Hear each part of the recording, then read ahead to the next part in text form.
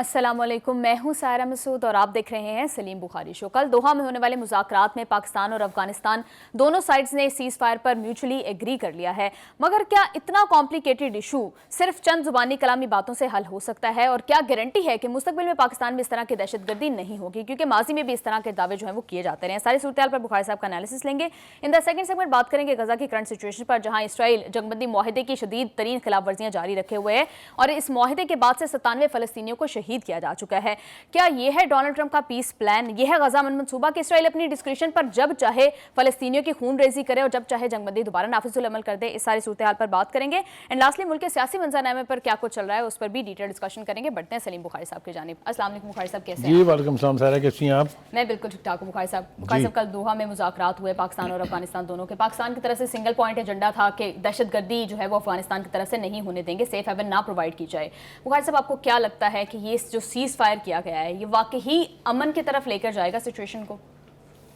دیکھیے، یہ وہ سوال ہے جس کے کئی جوابات ہیں، ابھی کوئی حتمی جواب ہمارے پاس نہیں ہے، اس لیے کہ ہم یہ کوششیں تو بہت دیر سے کر رہے تھے نا، کئی سال گزر گئے ہیں کہ پاکستان افغانستان کا جو بارڈر ہے جس کو ہم ویسٹرن بارڈر کہتے ہیں اس کے اوپر امن قائم ہو جانے اور ہو جانا چاہیے تھا، اس لیے کہ دو مسلم ممالک ہیں، پڑوسی ہیں، کامن بارڈر ہے تو، لیکن یہ کیوں نہیں ہو سکا اس کی وجوہات ہے، کچھ تھوڑی سی ہماری ٹالرنس کا لیول بہت ہائی تھا۔ اب چونکہ ایک نیا منظرنامہ ہمارے سامنے ہے کہ پاکستان نے الٹیمیٹلی اس کی برداشت نے ساتھ چھوڑ دیا، it ran out of patience, اور انہوں نے پھر تھوڑا سبق ہلکا سا سکھانے کی کوشش کی، جس کے نتیجے میں آپ نے دیکھا کہ پاکستان کو کس کس قسم کی فتوحات افغانستان کے علاقے کے اندر حاصل ہوئی ہیں۔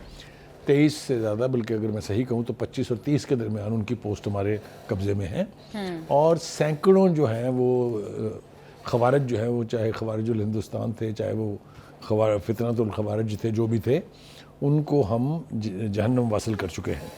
تو پہلی دفعہ افغانستان کی حکومت نے یہ چکھا ہے کہ اگر پاکستان کی حکومت یہ چاہے کہ افغانستان سے تو ہمیں توقع نہیں، ہم نے خود ہی ٹھیک کرنا ہے، تو ان میں کیپیسٹی ہے ٹھیک کرنے کی، کیونکہ ہم نے as deep as Paktia province ہو، خوست ہو، محمد ہو، وہاں تک جا کے ہم نے فضائی کارروائی بھی کی ہے اور پاکستان کے نون دشمنوں کا قلع کما بھی کیا ہے۔ ایک تو یہ، دوسری بات یہ ہے کہ کچھ تھوڑی سی توقع اس لیے پیدا ہو گئی ہے کہ یہ امپوزڈ جنگ بندی نہیں ہے کہ اقوام متحدہ میں ایک سپر پاور نے حکم دے دیا کہ جناب جنگ بند کر لیں، یہ نہیں ہے۔ اس کے اندر جو دو سالس تھے جن کی وجہ سے یہ ممکن ہوا ہے، وہ دونوں بھی مسلمان ممالک ہیں، ترکی اور قطر۔ انہوں نے اس معاہدے کے بعد اس معاہدے کی پذیرائی بھی کی ہے اور کہا ہے کہ یہ ایک بہت بڑی پیش رفت ہے اس خطے میں امن قائم کرنے کے لیے، اور ان کا خیال یہ ہے کہ ہماری توقعات بھی ہیں یہ، اور گراؤنڈ ریالٹی بھی ایسی ہیں کہ یہاں امن قائم ہو جائے۔ یہ تو وہ آپٹیمسٹک نوٹ ہے جو کسی بھی معاہدے کے بعد جو کنسرن پارٹی سٹیک ہولڈرز ہوتے ہیں وہ دیتے ہیں۔ مجھے یوں لگتا ہے ذاتی طور پہ کہ افغانستان کی قیادت نے کو بھی اب یہ ادراک ضرور ہو گیا، اگر انہوں نے سبق نہیں سیکھا ہے تو یہ ادراک ضرور ہو گیا ہے کہ پاکستان کے ساتھ بگاڑ ان کے حق میں نہیں ہے۔ آپ نے دیکھا نا جس طرح تجارت کی لائنیں لگی ہیں، آپ نے دیکھا جس طرح کراچی میں ہم نے ٹرانزٹ ٹریڈ روکی ہے تو کیا حال ہو گیا، وہ چوک ہو گئی ہے۔ آپ نے دیکھا کہ چیخیں نکل رہی ہیں ادھر سے کہ جناب یہ سارے ہمارا پھل بھی ضائع ہو جائے گا، ہمارے ڈرائی فروٹ بھی ضائع ہو جائیں گے، پاکستان کی طرف سے جو چیزیں جانے والی ہوتی ہیں وہ بھی ان کی زندگی کی روزمرہ کی اشیاء ضرورت ہیں، وہ بھی ان کو نہیں ملیں گی تو ان کے ہاں کرائسس ہوگا۔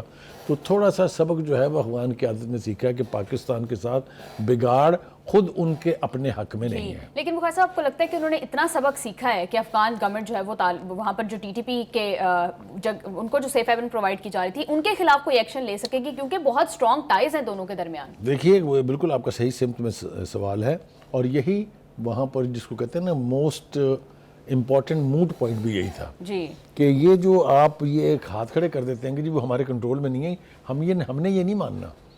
آپ اگر کہیں گے کہ ہمارے کنٹرول میں نہیں تو پھر ہم خود کریں گے کنٹرول، اور ہم نے کنٹرول کر کے دکھایا ہے۔ پاکستان کے بارڈر کے ساتھ جتنے ان کے ٹریننگ کیمپس تھے، جتنے ٹی ٹی پی کے لوگ جو ہیں وہاں ان کیمپوں میں رہ رہے تھے، ان کو جو دڑکیں لگی ہیں ان کی، آئی وش کہ ہم وہ منظرنامہ دوبارہ دکھا سکتے ہیں، پوری دنیا نے دیکھا ہے، پوری دنیا میں ہم نے بھیجا بھی ہے اس کو، کہ وہ جب اٹیک ہوا ہے پاکستان کا تو جس طرح وہ بھاگے ہیں چھوڑ کے اپنے اسلحہ اور اپنی پوسٹ، وہ منظرنامہ کسی کو بھولا نہیں ہے۔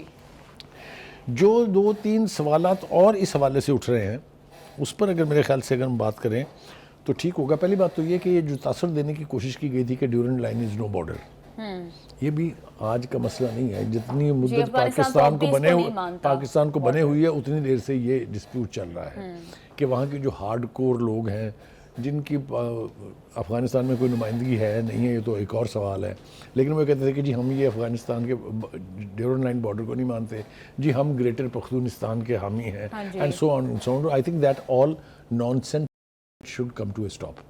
ٹھیک ہے, وہ تو اٹک تک کہتے ہیں کہ افغانستان کا حصہ ہے. میں نے کہا نا کہ ان کے کہنے سے پہلے ہم چپ کر جاتے نا, کان لپیٹ لیتے تھے کہ چلیں یار کہہ لینے دیں, اب no longer this will be tolerated. لیکن بخاری صاحب آپ کو لگتا نہیں ہے کہ ہماری غلطی ہے کہ ہم نے اب تک کان لپیٹے ہیں اس ایشو کے اوپر؟ یہ ہماری سکسیسو گورنمنٹس کی ناکامی رہی ہے جس نے صورتحال کو یہاں تک پہنچا دیا ہے. مثال کے طور پر یہی مثال ہم ہندوستان کے اوپر بھی لاگو کرتے ہیں کہ ان کی طرف سے فالس فلیگ آپریشنز کیے جاتے تھے, ہم میڈیا کے اوپر ڈیفینڈ کرنے کی کوشش کرتے رہتے تھے, لیکن جس دن انہوں نے ایکچوئل پنگا کیا پھر آپ نے دیکھا کہ ہم نے برے کو اس کے گھر تک پہنچا کے چھوڑا ہے. یہی صورتحال ایک اور طریقے سے افغانستان کے ساتھ بھی ہوئی ہے. ہم ان کو کہتے رہے کہ روک لیں ان کو اسلحے تک رسائی نہ دیں, ان کی فنڈنگ روک دیں, ان کی اونرشپ نہ لیں, ان کو ہماری بات سمجھ نہیں آئی. جی بخاری صاحب ابھی آپ نے ڈیورنٹ لائن کی بات کیا ہے, کیا آپ کو لگتا ہے کہ جب تک ڈیورنٹ لائن کو پراپرلی ایک بارڈر افغانستان تسلیم نہیں کرتا تب تک امن ہو سکتا ہے دونوں سائڈز پر؟ اس کو کیسے تسلیم کرنے پر مجبور کیا جا سکتا ہے؟ تعلق ان کے تسلیم کرنے سے اس کا کوئی تعلق نہیں ہے. جی this is a border which we have inherited. ہم نے تو جب سے آنکھیں لی ہے اور this is an internationally recognised border, کوئی ڈسپیوٹڈ اس لیے اس کو آپ ڈسپیوٹڈ ٹیریٹری کہہ ہی نہیں سکتے. ویسے تو ہندوستان بھی کہتا ہے نا سارا کشمیر میرا ہے, تو does that mean that we should hand over Kashmir to them? تو مطالبہ کرنے میں یا خواہش کرنا اور چیز ہے, ایکچوئل گراؤنڈ ریالٹیز اور جیوگرافیکل لوکیشنز جو ہیں اس کو مد نظر رکھ کے فیصلہ کرنا پڑتا ہے. آگے تھوڑا سا بڑھتے ہیں. کیا اس معاہدے کے بعد افغان حکومت ان ایلیمنٹ اور عناصر کے خلاف ایکشن لے گی یا نہیں؟ آئی تھنک دیٹس اے موٹ پوائنٹ. دیکھیے, اگر تو وہ چاہتے ہیں کہ پاکستان کے ساتھ ان کے تعلقات نارمل رہیں, امن قائم رہے, تو پھر تو ان کو ایکشن لینا پڑے گا, چاہتے ہوئے یا نہ چاہتے ہوئے.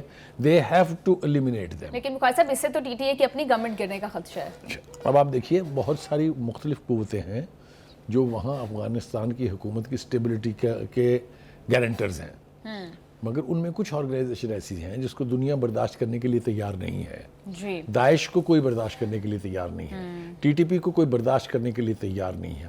آپ نے دیکھا جو یونائٹڈ نیشن کی رپورٹ آئی تھی جس کا ہم نے تذکرہ بھی کیا تھا پچھلے ہفتے میں آخری پروگرام میں, اس کے مطابق تو یہ جو عناصر ہیں یہ ناقابل برداشت ہیں. ابھی میں حیران ہوا, آج میں نے دیکھا کہ یورپی یونین کے جو 20 ممالک ہیں انہوں نے یورپی یونین کے صدر دفتر کو ایک خط لکھا ہے کہ یہ جو افغانز ہیں جس بھی گارب میں ہیں, جس بھی ملک میں ہیں, ان کو ڈپورٹ کرنا چاہیے. یعنی یہ بات اس یونائٹڈ نیشن کی رپورٹ کے بعد انٹرنیشنلی ریکگنائز کی گئی ہے کہ ٹی ٹی پی جو ہے اور داعش جو ہے یہ دنیا کا امن, پاکستان کا نہیں, دنیا کا امن جو ہے اجاڑنے کے درپے ہیں, اور ان کو ہر طریقے سے کنٹرول کیا جائے. آپ نے دیکھا کہ بہت ساری تنظیمات ایسی ہیں جن کو یونائٹڈ نیشن نے, کچھ تنظیمات ایسی ہیں جن کو امریکہ نے, کچھ تنظیمات ایسی ہیں جن کو خود ہم نے کالعدم قرار دیا ہوا ہے, لہٰذا ان کی ایگزسٹنس تو اب برداشت نہیں ہو سکتی. بخاری صاحب لیٹ سپوز اگر افغان گورنمنٹ ایکشن لے بھی لیتی ہے تو مقامی سطح پر ان کو جو سپورٹ ملتی ہے, پھر جو انفلٹریشن ہو کے پاکستان میں لوگ آتے ہیں, پھر یہاں سے بھی جو ہے مقامی سطح پر ان کو جو سپورٹ ملتی ہے, اس کے خلاف کیا کیا جا آج تک آپ یہ اس کو جسٹیفائی کر سکتے ہیں جو آبزرویشن آپ کی ہے, لیکن اس معاہدے کے بعد جب افغانستان کو یہ ریئلائز ہو گیا ہے کہ اگر یہ عناصر اسی طرح سے آپریٹو رہیں گے تو پھر ساڈی خیر نہیں ہے. دیکھیں نا, آپ نے کیا دیکھا, آپ نے دیکھا کہ ہم نے الٹیمیٹلی تنگ آ کے, وہ کہتے ہیں نا تنگ آمد بجنگ آمد, پھر جب ہم اندر تک گھسے افغانستان کے تو چیخیں نکلی نا. سفید جھنڈے وہاں میں نے تو نہیں لہرائے, سرنڈر وہاں فوجیوں نے میں نے تو نہیں کیا نا, یہ سب کچھ افغانیوں نے کیا نا. لیکن بھائی صاحب آپ کو لگتا ہے کہ افغان گورنمنٹ ایسی گورنمنٹ ہے جو کہ نیشنل انٹرسٹ کے اوپر چلتی ہے؟ اگر وہ نیشنل انٹرسٹ کے اوپر چلتے ہوتے تو اب اس طرح کے, مجھے تو لگتا ہے وہ آئیڈیالوجی کے بیس کے اوپر چلتے ہیں. آئیڈیالوجی بھی کہیں نہ کہیں آپ کے بارڈرز جو ہیں اس کو ڈیفائن کرتی ہے. آئیڈیالوجی کا یہ مطلب نہیں ہے جب تک ان کو سرزمین نہیں ملی, ان افغانوں کو کوئی منہ لگانے کے لیے تیار نہیں تھا, کہیں ان کی ریکگنیشن نہیں تھی. جب ان کو سرزمین مل گئی, جب علاقہ مل جاتا ہے تو تبھی ان تنظیمات کی اہمیت جو ہے بڑھتی ہے. ابھی داعش کے پاس کوئی علاقہ نہیں ہے, اس لیے اس کو کوئی ماننے کے لیے تیار نہیں ہے. یہی حال ٹی ٹی پی کا بھی ہے. ٹی ٹی آئی کا اصل ٹارگٹ ہے کیا؟ They want a land for themselves. اور وہ انفارچونیٹ بات, پھر میں نام لوں گا تو وہی بات پھر کہتے ہیں نا کہ بات چل پڑتی ہے جب تو پھر بہت دور تک جاتی ہے. یہ ہماری کے پی کے کی گورنمنٹ نے اگر فیسیلیٹیشن کا عمل نہ کیا ہوتا تو یہ ایلیمنٹ بہت پہلے ختم ہو گیا ہوتا. لیکن چونکہ ان کی سرکاری سطح کے اوپر نہ صرف پذیرائی ہوئی, ان کی سرپرستی ہوئی, ان کو کھلے عام وہاں آپریٹ کرنے دیا گیا. میں آپ کو ایک منظر بتاؤں, اگر آج سے چند مہینے پہلے تک اسی کے پی کے کی گورنمنٹ میں, پی ٹی آئی کی حکومت میں, افغان اسلحہ لے کے کھلے بندوں تمام بازاروں اور شہر کی گلیوں پہ اور مختلف وہیکلز استعمال کرتے ہوئے دندناتے پھرتے تھے, کوئی پوچھنے والا نہیں تھا. اور اسی نے صورتحال کو اتنا گمبھیر بنا دیا کہ الٹیمیٹلی اس نوعیت کے فیصلے کرنے پڑے ہیں. پروگرام میں واپس آئیں گے ایک شارٹ بریک کے بعد, ساتھ رہیے گا.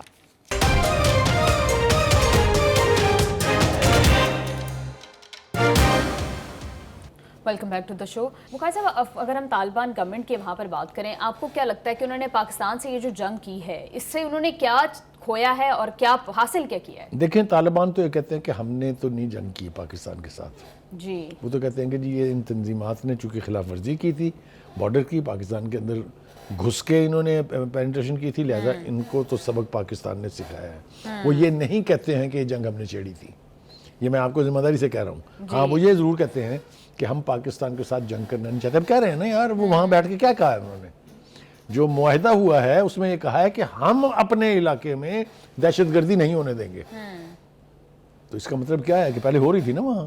جی بالکل. ذبیح اللہ مجاہد صاحب بھی جب وہ گئے انڈیا گئے تو انہوں نے ان کے فارن منسٹر جب انڈیا گئے تو امیر متقی, بالکل امیر متقی, انہوں نے جا کے وہاں پر یہ بات کی کہ کوئی ٹی ٹی پی جو ہے وہ افغانستان کے اندر ایگزسٹ نہیں کرتی. لیکن اس معاہدے کے بعد جو ذبیح اللہ مجاہد صاحب کی جانب سے جو ٹویٹ آئی, اس میں تو انہوں نے کہا, اس بات پر ان کا اعتراف تھا یہ کہ اب مزید ہم کسی ایسے گروپ کو سپورٹ نہیں کریں گے. یہ انفارچونیٹ بات ہے کہ امیر متقی چائنا جاتے ہیں تو لہجہ اور الفاظ کا چناؤ کچھ اور ہوتا ہے, دلی جاتے ہیں تو ان کی کایا پلٹ جاتی ہے. لیکن وہ کایا پلٹنے کا جو یعنی نتیجہ بھگتنا پڑا ہے افغان قوم کو, وہ امیر متقی صاحب اور ان کی آئندہ نسلیں بھی یاد رکھیں گی. شنکر کے ساتھ بیٹھ کے جو ہندوستان کے وزیر خارجہ ہیں, بیان دینا کشمیر ہندوستان کا حصہ ہے اینڈ دس دیٹ اور دا ادر, اس سب کچھ کی بہت بھاری قیمت چکائی ہے انہوں نے. اور آئندہ کے لیے ہم نے ان کو کہہ دیا ہے زیرو ٹالرنس ہے for any non سینسیکل act from across the border. لیکن بخاری صاحب, یہ بات تو ہم بہت عرصے سے, بہت دیر سے ان سے پہلے ہم زبانی کہتے تھے, اب ہم نے ان کو کر کے دکھایا ہے کہ we have the capacity to hit you right within Afghanistan. یہ بہت بڑا میسج ہوتا ہے, اس کو ہم اس طرح انڈرمائن نہیں کر سکتے. دوسری بات, ہمارے جو وزیر داخلہ ہیں محسن نقوی, ایک تو انہوں نے جو کریک ڈاؤن شروع کیا تھا افغانس کے خلاف, وہ کریک ڈاؤن پوری قوت کے ساتھ جاری ہے. اس میں ایسی باتیں ہیں جو ہمارے ناظرین کو غالباً پتہ بھی نہیں ہوں گی. ایک بڑی تعداد افغانس کی جو ہے وہ پاکستان کے شناختی کارڈ اور پاسپورٹ بنوانے میں کامیاب کیوں ہوئی کہ ہمارے ہاں کچھ محکموں میں ایسے عناصر تھے جنہوں نے ذاتی مفاد کی خاطر عام پاکستانیوں کی فیملیز کے فیملی ٹریز میں ان کے نام شامل کر کے ان کے کارڈ بنوا دیے. کیونکہ آپ کو بتانا ہوتا ہے نا آپ کہاں سے ہیں, کون سی فیملی ہے آپ کی, کون سا آپ کا گھر ہے. تو یہ بھی اس کے اوپر بھی بہت ایکشن ہوا ہے. یعنی جو نادرہ ہے اس کے بہت سارے لوگ فارغ ہوئے, ایف آئی اے کے بہت سارے لوگ فارغ ہوئے. ایک کریک ڈاؤن تو وہ ہے. دوسرا ہے کہ Afghan, thank you very much, good knowing you, ہم نے آپ کی میزبانی 40 برس سے زیادہ کی ہے, ہم نے اپنا لقمہ منہ سے توڑ کے آپ کو کھلایا ہے, آپ نے ہماری پیٹھ میں خنجر گھونپا ہے, اب آپ یہاں سے تشریف لے جائیں. اس پر زیرو ٹالرنس ہے. ہر شہر میں ایکشن ہو رہے ہیں. مجھے ابھی میرے ایک جو ایچ او ڈی ہیں ہمارے, جو ہمارے فیصل آباد کے چینل کو دیکھتے ہیں 41 کو, انہوں نے کہا کہ فیصل آباد کی جو 4 ڈویژنز ہیں, فیصل آباد کے ساتھ جو 4 میجر ڈسٹرکٹس ہیں, ان میں ایک افغان بھی اب نہیں ہے. اور یہ بیان انہوں نے ہوا میں نہیں دیا. چاروں کے چاروں جو کمشنر اور ڈپٹی کمشنرز ہیں ان کے ساتھ بات چیت کر کے انہوں نے یہ بتایا ہے. دیٹ مینس کہ جو ایلیمینیشن کا پروسیس ہے اپنی سرزمین سے, یہ بھی اب کامیابی کی طرف بڑھ رہا ہے. جی بخاری صاحب, لیکن اب بھی اسٹل پاکستان میں ایک گروپ ہے جو کہ یہ بات کرتا ہے کہ مذاکرات شاید واحد راستہ ہے, اور وہ یہ بات کرتے ہیں کہ 2022 میں جب مذاکرات ہوئے تو اس کے بعد دہشت گردی کم ہو گئی, اب 2025 میں سب سے ہائیسٹ ریکارڈ ہے ٹیررسٹ اٹیکس کا. تو آپ کو لگتا ہے کہ مذاکرات کا آپشن اب بھی موجود ہے؟ دیکھیے, ٹی ٹی پی کے ساتھ تو مذاکرات نہیں ہو سکتے. اس لیے میں پہلے بھی کہہ چکا ہوں, ہم یاد نہیں, ہم نا قوم جو ہے تھوڑے بجکڑ تو خیر نہیں کہوں گا میں, لیکن بھول جاتے ہیں. ہم نے 6 مہینے تک ان کو انگیج کیا, پاکستان کی حکومت نے. ہم نے ان کے سامنے 2 کنڈیشنز رکھی. ایک, آپ پاکستان کے آئین سے حلف وفاداری لیں, ہتھیار ہمارے سپرد کریں, سرنڈر کریں اور آ جائیں, یہ ملک آپ کا ہے, آپ یہاں کے شہری ہیں, اپنے اپنے گھروں کو جائیں, ہم آپ سے نہیں پوچھیں گے. ان کو یہ بات سمجھ میں نہیں آئی. ان کا خیال یہ تھا کہ یہ شاید پاکستان کی کمزوری ہے. ان کا جی ہم تو نہیں مانتے. تو پاکستان حکومت نے ان کے ساتھ مذاکرات ترک کر دیے.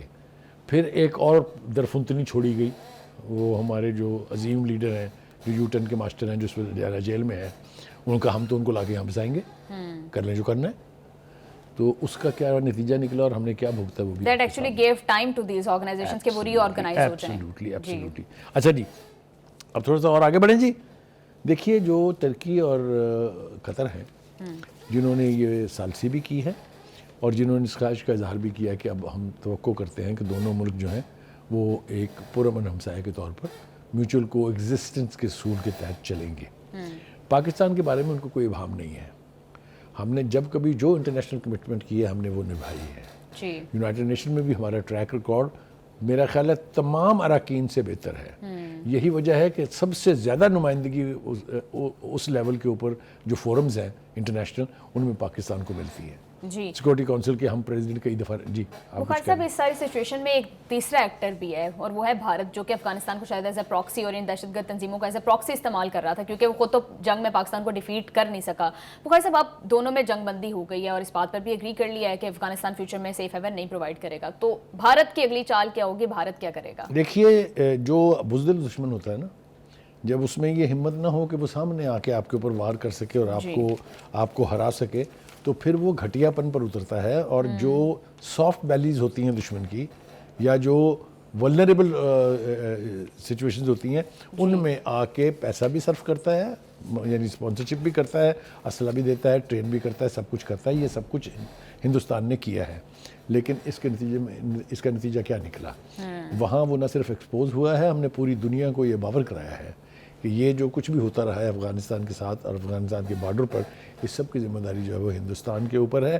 اور ہماری اس بات کو پذیرائی ملی ہے. میں نے پہلے بھی کہا تھا کہ سفارتی سطح پر اور سیاسی سطح پر ہم نے ہندوستان کا جتنا نقصان کیا ہے, مودی ہو یا کوئی بھی آنے والا ہو, مودی کا اقتدار اب مجھے وہاں ڈولتا دکھائی دے رہا ہے.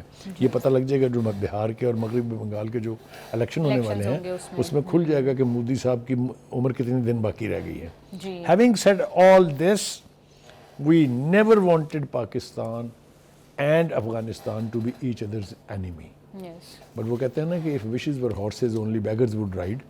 تو خواہشات سے تو نہیں ہوا, پھر ہمیں عملی طور پر ان کو ثابت کرنا پڑا کہ بھائی صاحب آپ ہماری ناک کے نیچے ہیں, آپ اپنی اوقات میں رہیں, اگر نہیں رہیں گے تو نقصان آپ کا ہوگا. جی بخاری صاحب, بریک پہ جانے سے پہلے مجھے بس ایک چھوٹے سے سوال کا جواب دے دیں کہ یہ جنگ بندی معاہدہ ہو تو گیا ہے, لیکن اس کو سسٹین رکھنے میں کن کن مشکلات کا, کن چیلنجز کا سامنا کرنا پڑ سکتا ہے؟ جتنا نقصان افغانستان نے اٹھایا ہے کابل گورنمنٹ نے, ان ٹرم آف ٹریڈ کہہ لیجیے, in term of transit trade کہہ لیجیے, ان ٹرم آف اپنے علاقے کے اندر اتنا شدید نقصان کہ 25 کے قریب پوسٹیں پاکستان کی مسلح افواج کے قبضے میں ہیں اور جھنڈے سفید لہرا رہے ہیں وہاں اور ریپلیس ہو رہے ہیں وہ پاکستان کے چاند ستارے والے جھنڈے کے ساتھ. یہ آسان سبق نہیں ہوتا ہے. کسی ملک کی انٹرنیشنل ٹیریٹری کے اندر اگر انفرنجمنٹ ہو جائے تو حکومت کے اوپر یہ اچھا ایکسپریشن نہیں ہوتا, نہ گراس روٹ لیول پر اپنی عوام میں, نہ انٹرنیشنلی. تو ہم نے ان کو صرف ایک ماڈل بتا دیا ہے کہ بھائی صاحب اگر آپ ہمارے ساتھ بیہیو نہیں کریں گے تو آپ پھر اس کے لیے تیار رہیں. I think this war has established this across the world کہ no nonsense will be tolerated from the western side of our border اور either from the eastern side of the border. جی بخاری صاحب بالکل ٹھیک کہہ رہے ہیں. Programme میں شامل کریں گے ایک شارٹ بریک. بریک سے واپس آ کر مشرق وسطیٰ کی سچویشن پر بات کریں گے, ساتھ رہیے گا.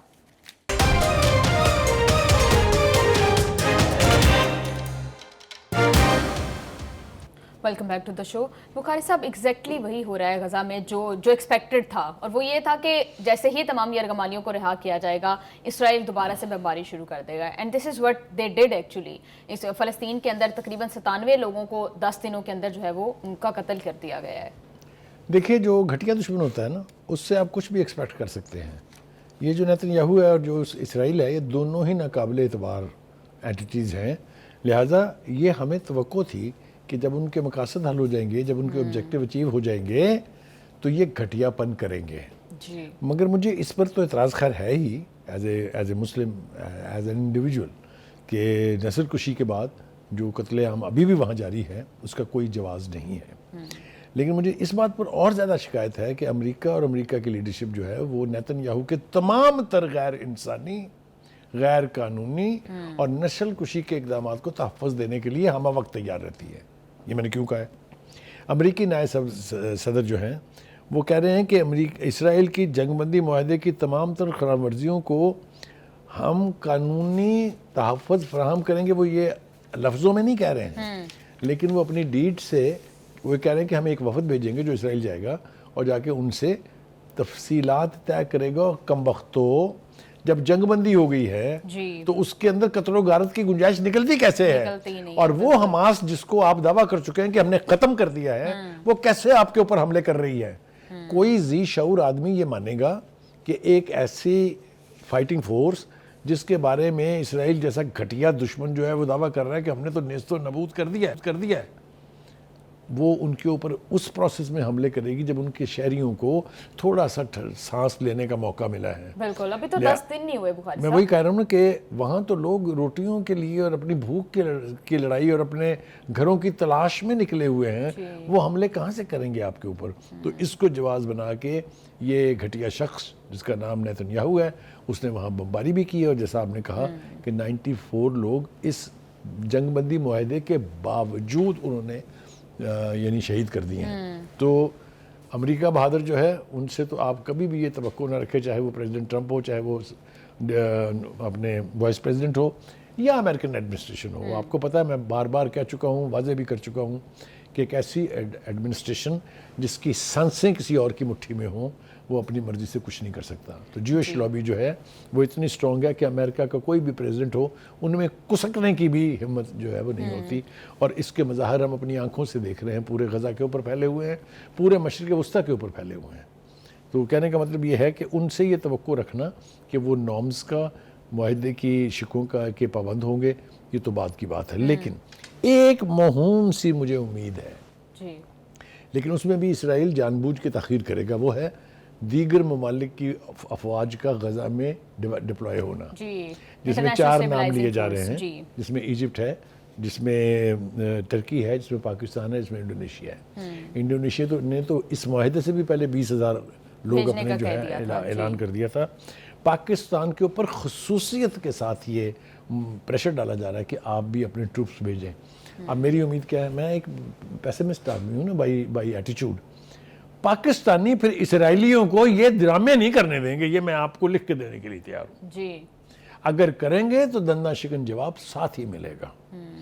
اور میری توقع یہ ہے کہ باقی 3 ممالک جو ہیں جن کی افواج وہاں ہوں گی وہ ایک یونٹ کے طور پر انسانیت کے خلاف اسرائیل کی افواج کو کوئی جرم جو ہے وہ کمٹ کرنے کی اجازت نہ دیں. میں بالکل یہ نہیں کہہ رہا کہ آپ جا کے اسرائیل کے بیچ میں کارروائی کریں, نو. آپ کی بنیادی رسپانسبلٹی ہوگی to protect the citizen of Gaza and the territory which has been vacated by the Zionist entity Israel. اس ذمہ داری سے عہدہ برا ہونے کے لیے میرا ذاتی خیال یہ ہے کہ اسرائیل پنگا کرنے سے باز نہیں آئیں گے, اور نئے سے نئے واقعات اور حادثات آپ کو سننے میں ملتے رہیں گے. لیکن پھر یہ نہیں ہوگا کہ مظلوم شہری جو ہیں غزہ کے ان کو قربانی کا بکرا بنا کے ان کے خلاف کارروائی کی جائے. مخیر صاحب, اس معاہدے کے ٹائم پر بھی جو ہے حماس کے اندر ریزرویشنز تھیں اور لیک آف ٹرسٹ بھی تھا دونوں سائڈ سے, اور اب جس طرح سے ہم دیکھ رہے ہیں کہ معاہدے کی خلاف ورزی جو ہے وہ اسرائیل کی جانب سے کی جا رہی ہے, آپ کو کیا لگتا ہے اس ساری صورتحال کے بعد حماس ہتھیار ڈالے گا؟ دیکھیے 2 باتیں, بلکہ 3 باتیں ہیں جس کا حماس نے کہا نو میٹر وٹ کم میں یہ ہم اجازت نہیں دیں گے. ایک تو انہوں نے کہا کہ غزہ کے اوپر اسرائیل کی حکومت نہیں ہو سکتی, نہ کنٹرول ہو سکتا ہے, نہ ان کو سیکورٹی کی ذمہ داری دی جا سکتی ہے. ایک دوسری اس کے ساتھ جو اس کی ذیلی شک ہے وہ یہ ہے کوئی بھی باہر کا بندہ آ کے یہاں پر ہم پر حکمرانی نہیں کر سکتا. یعنی ایک ٹیمپریری ارینجمنٹ اپنی جگہ ٹھیک ہے, جس طرح میں نے کہا کہ 4 ممالک کی افواج وہاں ڈپلوائے ہوں گی, not to rule them but to protect them. to protect them and fight against Israel. Bukhari साहब, आपको लगता है कि डोनाल्ड ट्रंप की मर्जी के बगैर ये मुस्लिम कंट्रीज ये कर सकते हैं, क्योंकि इसराइल ही वहाँ पर जारियत कर रहा है ना, तो उसी के अगेंस्ट प्रोटेक्ट वो कर रहा है? पंजाबी ज़बान में कहते हैं कि कुछ लोगों का चाका उन खुल गया, ठीक है ना? अच्छा, तो वो चाका खुलने का नतीजा यही होगा कि ये कार्रवाइयाँ होंगी, मजम्मत भी होती रहेगी और कार्रवाइयाँ भी चलती रहेंगी, इसलिए कि इसराइल जितनी इंसानियत की खिलाफ वर्जी और तजलील कर सकता था वो कर चुका है। बिल्कुल। अब तो मेरे ख्याल से सवाए इसके कि ज़ीरो टॉलरेंस हो और कोई इलाज नहीं है। मैं ये बात मेरे ख्याल से अब ट्रंप को भी समझ आ जानी चाहिए कि अब उनकी स्टेट वे इसराइल की तरफदारी करना जो है उससे उनको वो पजीराई मुस्लिम ममालिक में नहीं मिलेगी। ये मैं आपको वसूख से कह रहा हूँ, कर ली ना कोशिश हमने उसको नोबेल प्राइज़ दिलवाने की, मिला उसे। तो कहने का मतलब ये है कि इसराइल जैसे घटिया दुश्मन से तो आप ये तवक्को रखें कि वो इंसानियत सोज मज़ालिम जो है उसको जारी रखना चाहेगा, लेकिन ये जो फोर्सेस वहाँ डिप्लॉय होंगी क्या ये इसकी इजाज़त देंगी या नहीं देंगी। दूसरा ये कि जो सबसे अहम पॉइंट आपने उठाया था वो ये कि क्या हमास डिसआर्म होने जा रही है, इससे वो सफ़ेद यानी कैटेगोरिकली कह चुके हैं कि हम इसराइली अथॉरिटी को हथियार नहीं फेंकेंगे। एक दूसरी बात ये कि जो अथॉरिटी आएगी उसमें फ़लस्तीनी होंगे जो टेक्नोक्रेट पूरी दुनिया में बसते हैं, बड़े बड़े काबिल लोग हैं उसमें से, उनको हम हथियार दे देंगे। लेकिन अगर कोई हमसे ज़बरदस्ती हथियार डलवाना चाहता है तो ये मुमकिन नहीं है। ये बातें वो वाज़े तौर पर कह चुके हैं। और एक और आखिरी बात जो उन्होंने कही है जिसके ऊपर भी पेशरफ्त होनी है मेरे ख्याल से, जो इसराइल अमेरिकन डेलीगेशन आ रहा है इसराइल, वो इसी वाले से आ रहा है। वो कह रहे हैं कि जंगबंदी मुस्तकिल और पूरे गज़ा से निकलना होगा इसराइल को। अभी तो वो एक जो अर्ली डेडलाइन तय की लाइन ड्रॉ की गई थी वहाँ तक तो वो चले गए हैं वापस। हमास का मुतालबा ये है कि they have to vacate entire गज़ा। ये होने जा रहा है कि नहीं होने जा रहा है? अगर खुदा न खास्ता ये नहीं होता है तो यानी जो हमास की जो जंग है वो जारी रहेगी। जी बुखारी साहब, ये जो पीस प्लान है ये तो था डोनाल्ड ट्रंप का, अब इसकी खिलाफ वर्जी जब इसराइल की जानिब से की जाती है तो आपको नहीं लगता कि डोनाल्ड ट्रंप के रेट को चैलेंज किया जा रहा है और उनकी position as a leader of a super power उसको चैलेंज किया गया है? बिल्कुल आपने ठीक कहा है, ये बिल्कुल ऐसे ही होगा जो यूक्रेन के मामले में हुआ। जी। आपको याद है ना कि इसी प्रेसिडेंट ट्रंप को बेइज्जत करना पड़ा हेलसिंकी जो यूक्रेन के प्रेसिडेंट है। व्हाइट हाउस वाला इंसिडेंट याद है ना आपको? जी बिल्कुल, किस तरह से वहाँ से भगाया था उसको। तो कहने का मतलब ये है कि एक ऐसी स्टेज आएगी जब ट्रंप को खुद भी ये रियलाइज़ होगा कि जो कमिटमेंट्स मैंने दी हुई हैं अगर इसराइल उनको भी ऑनर नहीं कर रहा है तो वो किस हद तक उनका साथ देते रहेंगे। जी बिल्कुल, और उनके अपने ही दामाद जैरेड कुशनर ये कह रहे हैं कि जो हमास है वो जंगबंदी माहिदे की कम्प्लीटली उस पर अमल दरामद कर रहा है, जबकि इसराइल की जानिब से जो है वो खिलाफ वर्जियाँ की जा रही हैं। ये बहुत लंबा चौड़ी तफसील इसकी हमारे पास मौजूद है। और वाकई आपने कहा कि जब उनका अपना बंदा ये कह रहा है कि हमास अमल दरामद कर रही है इन लेटर एंड स्पिरिट, तो Y shouldn't Israel do the same? Why should Israel B an exception? Bukhari साहब, जिस तरह से हमास को खदशा है कि कहीं इसराइल दोबारा से जंग शुरू कर, क्योंकि उसने अपना जो पॉइंट ऑफ एडवांटेज था जिसके मकसद बात करते थे, हमें भी ये खदशा था कि जैसे ही यरगमाली रिहा होंगे इसराइल ये दोबारा शुरू कर देगा। हमास अब भी वही बात कर रहा है कि इसराइल दोबारा से जंग मुसल्लत करने का बहाना ढूंढ रहा है। उन्होंने ये बाकायदा कहा भी है कि हमें ये खदशा है बिल्कुल कि लाशें वापस मिलने के बाद, और यही किया भी है उसने। अभी तो सारी लाशें मिली नहीं है ना, अभी तो सिर्फ जिंदा लोग यरगमाली जो हैं वो वापस गए हैं और कोई तकरीबन 10 के करीब लाशें गई हैं। अभी तो 14 लाशें और जानी हैं। और आपने देखा कि उनका रवैया जो है उसमें तब्दीली आ रही है जो इसराइली रवैया है। तो ये खदशा अपनी जगह मौजूद है, लेकिन जैसा मैंने कहा चूँकि इंटरनेशनल अरीना में स्टेक होल्डर्स बढ़ गए हैं, इसमें जिन्होंने सालसी कराई है वो स्टेक होल्डर हैं, इसमें वो ममालिक जिनकी अफवाज वहाँ डिप्लॉय होंगी वो स्टेक होल्डर हैं। तो इतना आसान नहीं रहेगा याहू के लिए कि वो अपनी मर्जी से ये कत्ले-आम मजीद जारी रख सकें। जी बुखारी साहब बिल्कुल ठीक कह रहे हैं। प्रोग्राम में वापस आएंगे एक शॉर्ट ब्रेक के बाद, साथ रहिएगा।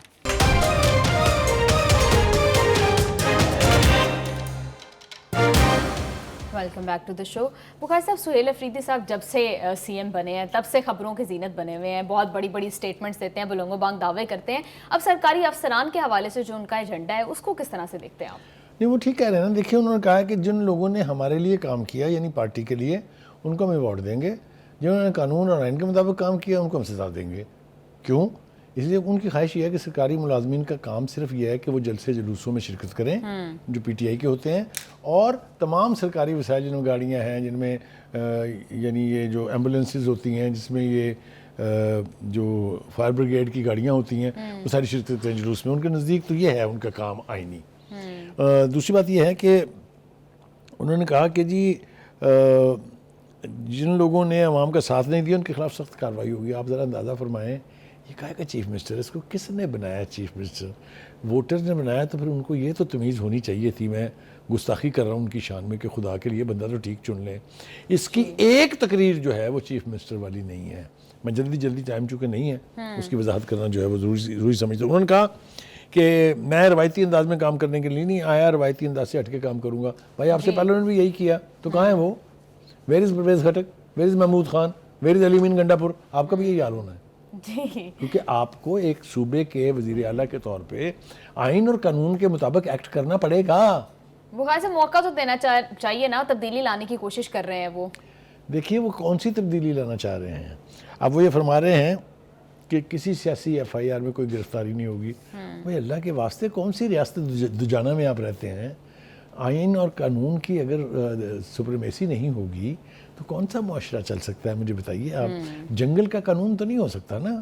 تمام جو قوانین موجود ہیں ان کے اوپر عمل درآمد تو ہونا ہے نا. اور اگر باقی ملک کے باقی حصوں میں ہونا ہے تو آپ کیا کہیں عرش اور زمین کے درمیان بس رہے ہیں؟ anyway, having said that, لیکن ان کا گلہ ہے کہ ان کو خان صاحب سے ملنے نہیں دیا جا رہا، اور اس وجہ سے وہ اب تک کیبنٹ بھی اناؤنس نہیں کر پائے ہیں. تو آپ کو نہیں لگتا کہ انہیں ملاقات کرنے دینی چاہیے؟ جی وہ بالکل ان کو ملاقات کرنے دینی چاہیے تھی، لیکن اس سے پہلے جس قسم کی نعرہ بازی انہوں نے اپنی پہلی تقریر میں کی تھی نا، وہ بھی نہیں کرنی چاہیے تھی نا. ان کا تھا میں جاؤں گا، میں دیکھتا ہوں مجھے کون روکتا ہے. وہ ڈیالہ جیل سے 3 کلومیٹر پہلے 2 گھنٹے انتظار کرایا آپ کو انہوں نے، اور آپ کو گھر واپس جانا پڑا. یہ ہے آپ کے اس بیان کی اوقات. تو اس طرح کی بڑھ کے مارنا جو ہے نا، جن کے اوپر عمل درآمد نہیں ہو سکتا، اس کا یہی نتیجہ نکلتا ہے. آگے چلیے. پھر اب وہ یہ کہہ رہے ہیں کہ تبدیلی کے لیے ووٹ دیا تھا پی ٹی آئی کے لوگوں نے. جی بالکل تبدیلی آئی جناب. وہ بالکل تبدیلی جو ہے وہ ایک یہ آئی کہ آپ نے انہیں 9 مئی میں جھونک کے پھر ان کی طرف پلٹ کے نہیں دیکھا کہ کہاں ہیں وہ. اس کے بعد پھر ان کی باری آئی. تو اب آپ چلا رہے ہیں، چیخیں مار رہے ہیں، واسطے دے رہے ہیں کہ باہر نکل آئیں، فلاں تاریخ کو بانی نے یہ کہا، فلاں تاریخ کو بانی نے یہ کہا ہے. نکلا کوئی؟ تو کہنے کا مطلب یہ ہے کہ ان کو تو چاہیے تھا as a new chief minister, ان کو چاہیے تھا کہ ایک نہیں، ڈیولپمنٹ کی بات تو بعد میں کریں نا. پہلے تو آپ ایکویشن بنائیں نا اپنی. آپ فیڈریشن میں ایک اکائی کا رول تو ادا کریں نا، تبھی تو آپ کو وہاں سے بینیفٹ ملے گا نا. لیکن بخاری صاحب ان کو تو لایا ہی اسی لیے گیا ہے تاکہ وہ وفاق کے جو خلاف ورزی کریں اور وفاق کے اگینسٹ جائیں. تو یہ اب اس کی گنجائش ذرا کم ہے نا. آپ دیکھیے گا اگر یہ باز نہ آئے اس سے، تو میں نے کہا ہے کہ حکومت کے پاس ہمیشہ بہت آپشنز ہوتے ہیں، لیکن اس کو آپ چھوڑ دیجئے. ہم نہ اس کی حمایت کر سکتے ہیں، نہ اس کو سپورٹ کر سکتے ہیں، نہ اس کو انکریج کر سکتے ہیں. لیکن آپ اپنے لفظوں پر جب جھوٹے پڑتے جائیں گے تو آپ کی کریڈیبلٹی ایک دن زیرو ہو جائے گی. جی، اور اگر صوبے میں انسٹیبلٹی ہوگی تو پھر کوئی اور آپشن ہی نہیں بچے گا. کیونکہ صوبے کی ترقی ان کا مقصود نہیں ہے، پہلے والوں کا بھی نہیں رہا. کیونکہ ایک ہی کام انہوں نے بہت کمال کا کیا، وہ یہ ہے کہ انہوں نے کوئی 200 لانگ مارچ کیے ہوں گے، کوئی 400 جلسے کیے ہوں گے، کوئی 4-5 مرتبہ اسلام آباد میں چڑھائی کی ہوگی، پھر وہ آ کے لاہور میں یہاں کا امن تباہ کرنے کی کوشش کی. اس کے علاوہ مجھے جلدی سے بتا دیں آپ کو کون سا لینڈ مارک پروجیکٹ ہے جو انہوں نے لانچ کیا ہے. تو لوگ جو ہیں وہ اب سیانے ہو گئے ہیں، وہ پوری دنیا کا نظام دیکھتے ہیں، تو وہ اب ان سے سوال کریں گے. اب ان کی باری ہے. خود پی ٹی آئی کے لوگوں نے ان کو گریبانوں سے پکڑنا ہے کہ جناب ادھر آؤ ذرا حساب دیو. جی بخاری صاحب، لیکن جس طرح سے وہ بات کر رہے ہیں کہ وفاقی حکومت کو ایک دفعہ پھر تنقید کا نشانہ بنا رہے ہیں کہ ان کی پالیسیز کی وجہ سے صوبے میں دہشت گردی واپس آئی ہے. ہم دیکھ رہے ہیں کہ اتنا جو کرٹیکل ایشو ہے دہشت گردی، اس کے اوپر ابھی تک جو ہے وہ صوبہ کے پی اور وفاق جو ہے وہ سیم پیج پر نہیں آ رہا. ایسے کیسے بخاری صاحب ہم اس کے خلاف کارروائی کر سکتے ہیں؟ دیکھیے میں اس کو بلیم نہیں کرتا ہوں. اس کے بانی نے جن کے وہ پیروکار ہیں 40,000 لوگوں کو لا کے یہاں بسایا، جس میں صرف ان کے نزدیک 8 سے 10,000 جو جنگجو تھے. تو کیسے امن ہو سکتا ہے وہاں پر؟ Who do you blame for that? لیکن بخاری صاحب آپ کو لگتا ہے کہ وفاق کی جانب سے کوئی ایک مشترکہ ایبسولوٹلی کچھ نہیں ہونا. اب نہ انہوں نے ان سے بات کرنی ہے، انہوں نے آپریشن کرنا ہے، انہوں نے اس فتنے سے پاکستان کو پاک کرنا ہے. پی ٹی آئی گورنمنٹ اور نو پی ٹی آئی گورنمنٹ، وہ دن ہوا ہوئے کہ پسینہ گلاب تھا. جی بخاری صاحب کیا بات ہے. Thank you so much for your analysis. Program کا ٹائم ہو گیا ختم، ہمیں دیجیے اجازت. ول سی یو ٹمورو. اللہ حافظ.